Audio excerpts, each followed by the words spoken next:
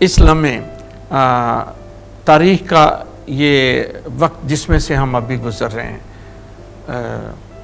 ये human rights की बात हो रही है, क्योंकि आप ह्यूमन राइट्स के सूबाई वज़ीर भी हैं, मिनिस्टर भी हैं। आप समझते हैं कि माइनॉरिटीज़ के राइट के लिए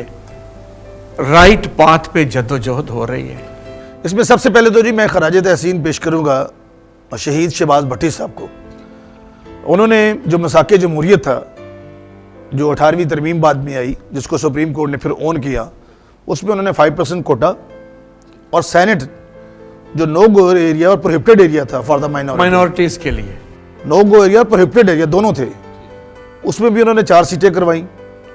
और 5% कोटा करवाया। उसमें आगे क्या हुआ, अगर मैं कह दूं कि एवरी सिचुएशन ओके तो ये गलत होगा। आगे क्या हुआ कि पंजाब में ये था, जिस तरह भी केपी में 1% कोटा है माइनॉरिटीज़ का,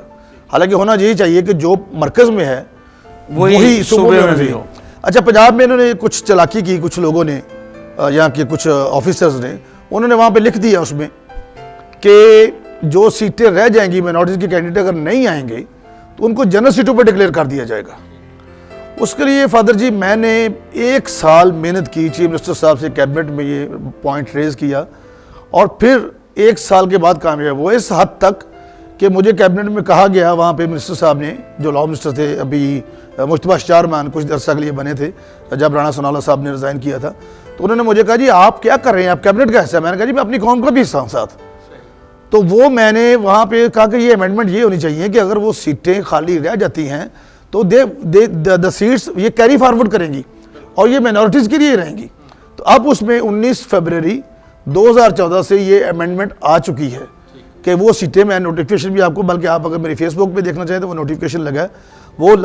मैं आपको पहुँचा भी दूंगा, लेकिन आप उधर से भी एकदम ले सकते हैं, जिसमें आप वो सीटें कैरी फॉरवर्ड करती हैं। और पिछले साल 1553 लोग जो हैं हमारे, जो PCS करके CSS करके मुख्तलिफ लोगों पे 5% कोटे पे काम पे आए हैं। शर्त यह है कि हमारे बहुत सारे लोग अप्लाई नहीं करते, उनके पास इन्फॉर्मेशन नहीं होता।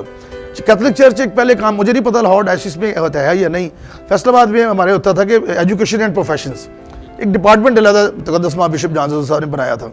उसमें वो गाइड करते थे कि सारे नौजवानों को बुला के कि ये सीटें आई हैं, यहाँ पे आपने अप्लाई करना है। तो ये सेल्फ, क्योंकि मैं समझता हूँ कि अगर आसमान पर हमारी निजात जो है हमारे ईमान के मुताबिक वो खुदाम यीशु मसीह के ज़रिए है, तो उस पाकिस्तान में हमारी निजात जो है वो सिर्फ़ और सिर्फ तालीम के ज़रिए है। एक तो ये नोटिफिकेशन करवाया जी। एक जिलों में जो मुस्लिम कैदी थे उनको अगर वो इम्तहान पास करते थे कुरान पाक का तो उनको रिमिशन मिलती थी। अब ये करवाया कि 6 माह की रिमिशन बाकी मसीह कैदियों को मिलेगी अगर वो भी बाइबल मुकद्दस का इम्तहान पास करते हैं। जो भी आपका फादर्स अगर वहाँ पे जाते हैं जेलों में नमाज करवाने, तो उनसे पूछ लें आप कि वहाँ पे अब ये लॉ जो है ये लागू हो चुका है। नंबर 3, एक दरीना मुतालबा जिस पे मैं बड़ा काम कर रहा हूँ, आप भी मेरे लिए दुआ करें और जो जो ये प्रोग्राम सुन रहे हैं वो मेरे लिए दुआ करें कि जो हमारे मुस्लिम बहन भाई हैं जब वो कुरान पाक हिफ्ज़ करते हैं तो उनको 20 नंबर एक्स्ट्रा मिलते हैं। बिल्कुल, स्टूडेंट्स और 5 नंबर उनको फिर मिलते हैं जब वो जॉब के लिए जाते हैं। तो जब आपको 25 नंबर अलग ही मिल जाने हैं तो फिर हम किस तरह मेरिट पे जा सकते हैं,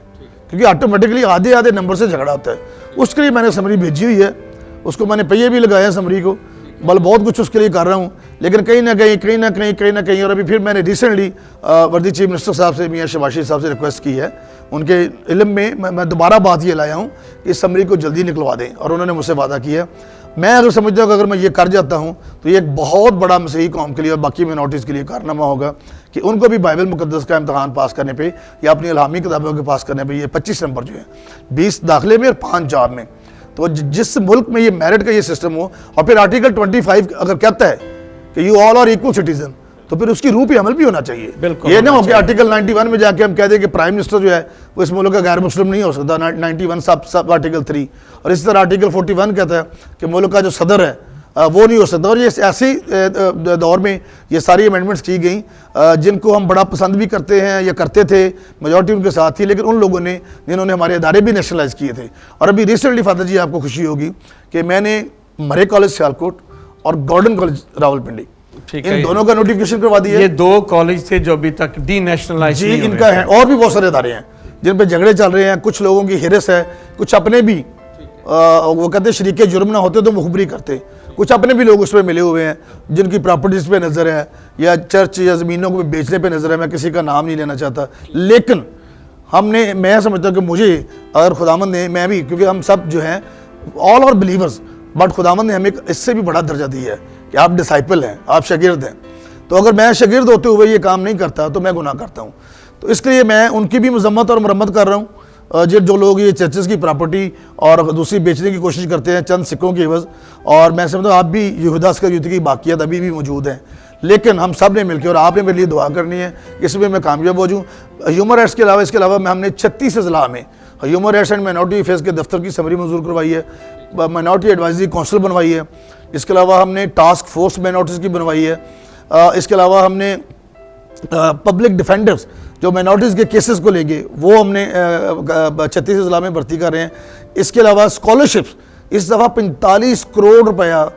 माइनॉरिटीज़ के लिए स्कॉलरशिप रखा गया। ये सिर्फ सूबा पंजाब में पहले भी 36 जिलों में होता था, पहले 3 करोड़ से 45 करोड़ रुपया मैंने रखवाया। 1 अरब 60 करोड़ का बजट इस दफ़ा, ये 20 लाख रुपए का बजट होता था सिर्फ।